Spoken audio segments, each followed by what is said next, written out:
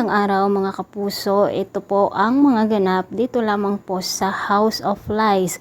Dahil nga po sa sama ng loob at galit ni Edward dito kay Paulo at Greg ay talagang sinuntok nga po niya si Greg mga kapuso at binugbog niya si Paulo.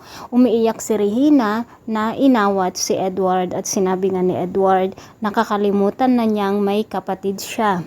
Samantala mga kapuso, pinagbantaan naman ni Greg si Yoli na kung hindi siya manahimik ay tuluyan na siyang papaalisin sa kanilang bahay.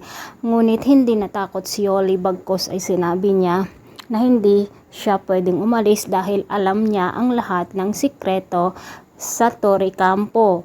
At hindi nga naman nakapagsalita itong si Greg mga kapuso.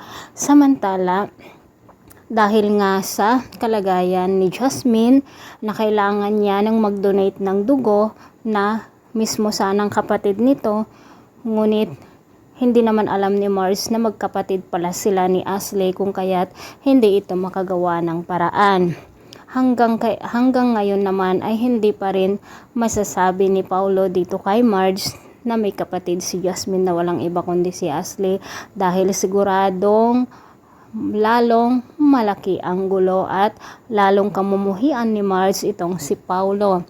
Samantala, binisita ni Ashley si Jasmine dito sa hospital, ngunit dahil sa masama ang loob ni Jasmine dito kay Ashley nang makita niya na magkayakap sila ng boyfriend nito, kung kaya't umalis agad itong si Ashley. Samantala mga kapuso,